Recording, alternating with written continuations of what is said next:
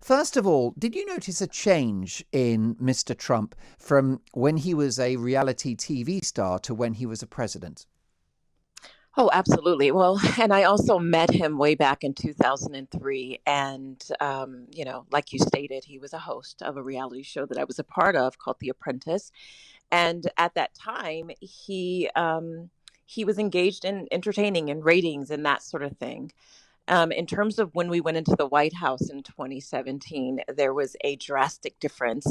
In fact, the first week in office, Donald Trump put in place a Muslim ban, to which was our first fight in the White House when I went into the Oval Office and took him to task for something that I thought was just so egregious. Yes, this was, of course, when he banned people coming from certain Muslim countries, including Egypt, essentially a blockade on people who had the wrong religion coming to America. Yes, and it caused such chaos and division and pain. I mean, that was my first week at work, Mark, with Donald Trump, and it was just shocking. So to talk about a difference, I get often asked if you had to know he would be like that. I had no idea that he would be as insane as he was during the year that I was in the White House. It was a stark difference between the 15 years I had known him in the entertainment space than when I experienced and observed him in the political environment. Indeed. And when you say insane, I mean, clearly there are some policies that you took umbrage with, including that ban on people coming to America from certain Muslim countries. What other examples are there in the book of the sort of eccentric or indeed worse than eccentric, disgraceful behavior of Donald Trump? Well, I was responsible for basically diversity and inclusion in the Trump White House. It's hard to say that Good with a luck with straight that. face. Tough gig. It's hard to say that. And also, I was the only African American senior advisor for him as an assistant to the president in the White House. He did have Ben Carson in his cabinet, but in the West Wing, day to day, advising the president, I was the only African American. And when you ask about policies, I felt this tremendous responsibility. Every day I wanted to quit, but I also realized that if I quit, there would be no other African Americans speaking for the millions of African Americans that live in this country. And so, I took on the responsibility of looking after policies that would directly impact our community, such as civil rights and social justice.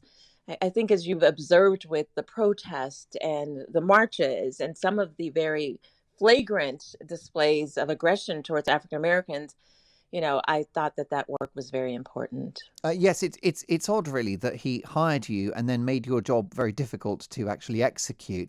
Do you think Donald Trump is at best xenophobic and at worst racist? He is all of those things times 10.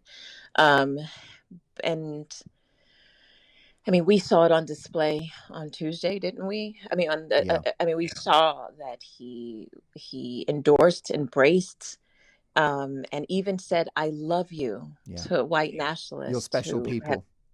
yeah, and to people who caused the death of five individuals, including a Capitol police officer.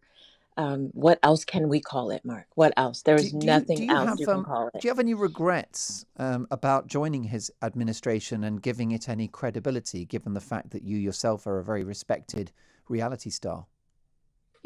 I think about this often. In terms of regrets, yeah, I can look at it today and say, being a part of that was probably the toughest thing that I've ever been. But I also think it's very important that anytime you have a chance to serve your country, that someone has to step up. And this is the second time I've served my country. I served in the White House under the Clinton Gore administration as Deputy Associate Director of Presidential Personnel. And when I took my oath of office, it was to the Constitution of this country. I didn't take an oath to Donald Trump. It was to the people of this great country that I love. And so when you ask about service and if I regret it, I don't regret serving the American people because the work I did was very important. I regret the pain and suffering that Donald Trump has caused not only people in this country, but people around the world. Indeed. Now, you first met him in the reality show, The Apprentice. You were brilliant on that show and you caught his eye. So there must have been an early rapport. And at that point, did he seem like a pretty decent bloke? I mean, he was obnoxious back then, but he was an entertainer. That's why people tuned in to watch the show. I mean, I sat across from Donald Trump in boardrooms for hours and hours and hours. And, sometimes I would observe him being, nice to people. There were other times that he was just, downright just a jerk. But everybody praised him because he was entertaining. And Mark, I know that you've worked in all areas of unscripted, scripted television, Yeah. radio, that sort of Oh thing. my God, you've Googled me. You're a real pro. Well, I have a booker who sent me a sheet on you. Oh no, there's a file. The truth is, you know that entertainment is filled with these types of personalities. They don't want people who are boring. They want people like Donald Trump, who is going to be controversial. Indeed so. When he was in the White House, therefore, did you consider that he was just incompetent and not very good at his job? Or did you think he was actually a very negative force in the White House? I mean, actually just a bad actor, as it were. They say this is a saying from my grandmother, and she said, the higher up the monkey climbs the tree, the more people who can see his bottom. Right. So Donald Trump had made it to the top, and all you could see is his big fat butt, and he was just the biggest jerk, And it was interesting because I thought at some point he's going to step up and be presidential. And it was during the conflict, and I think it was with Syria, and he dropped the mother of all bombs and so forth. And he made us come into the Oval, Mark, and watch the footage of people dying over and over again. And it was kind of at that moment that I was like, this guy is freaking insane. Like, he is insane over and over again. When I tell people he's bloodthirsty, I can only just look back to that moment where he's like, look at this. And then they dropped it, and this is how they dropped it. And watch this, boom. And I'm like, you do know that represents death and destruction. He's like, yeah, that's what they get. And he got intoxicated by the power, and it went straight to his head. Is he, do you think, somebody with mental health issues? I mean, are we looking at somebody that isn't necessarily just a horrible or nasty or evil man, but frankly just not a very well man? I think everybody has seen with their own eyes that Donald Trump is not stable. There is definitely something off with Donald Trump. I'm not a doctor, but I have looked extensively into his past, and if there's any indicator that his father had Alzheimer's, his mother had dementia, maybe he's exhibiting some of those things, but I think it's deeper than that. I think that Donald Trump has snapped. I don't have a sophisticated medical term for it. The man has snapped. Yes. Now, a couple of things before we once again mention the name of your fascinating book. You've had actually come into contact with lots of these maverick figures in the media. I know that you were brought back to star in the Celebrity Apprentice, and you were battling and competing against our own Piers Morgan. Of course, TV. Who's that? TV. What's his name again? Piers who? How brutal showbiz can be. And I understand that he somehow rejected your romantic advances, because I think you suggested that the two of you and Piers, should have a showmance together. Now, first of all, do you believe anything that Piers Morgan says? I take it with half a litre of salt. I mean, when I was in the Big Brother house when he started this rumor, so I couldn't even defend myself. And he started this story that I wanted to date him or have, and I'm happy, he's saying this while I'm happily married to a pastor, right? I think it's just probably, it's just grotesque that he would assert that. But that, isn't it something that they would show on TV? I mean, Mark, you've been on TV. These cameras roll all the time. We're mic'd up 24/7. And yet there's no scene about this. There's no record, no history about this.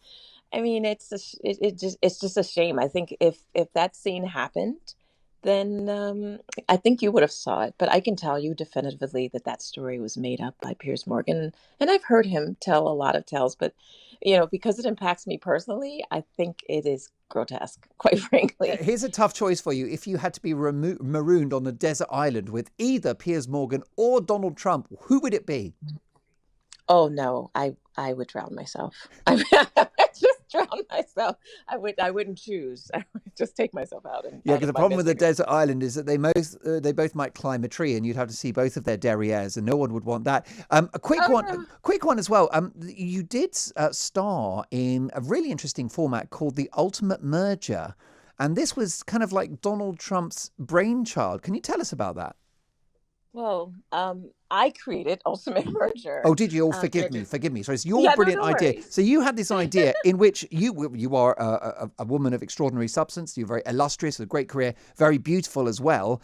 And the challenge was for 12 rich people to essentially win your affections. Is that fair to say?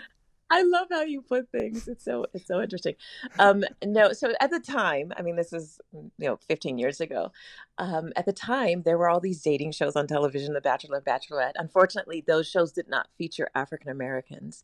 And as a producer, as and creator of television, as well as a participant, I wanted to create a platform where African American singles could actually date on television. Why should all the white girls and gals on TV have all the fun, right? And Absolutely. so I created a platform on a network that is an African American network called TV One, and I did the development deal with Trump Productions at the time. He had a production company, and it was a show where a bachelorette, an African American bachelorette, would date 12 to 14 very accomplished African American male bachelors. And so it was an opportunity to showcase diversity in an area where there at the time was no diversity. I don't think that they thought Black people wanted to date or could date.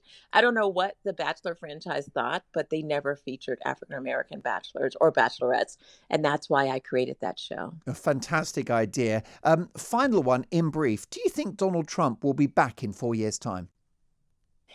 People ask me that question, and I always say, how can he run for office from prison? I think it's really hard to do that. So I don't know. Who Indeed, knows? Donald indeed. can do a lot of things. But by the way, Mark, I just followed you on Twitter. I hope you'll follow me back at Omarosa.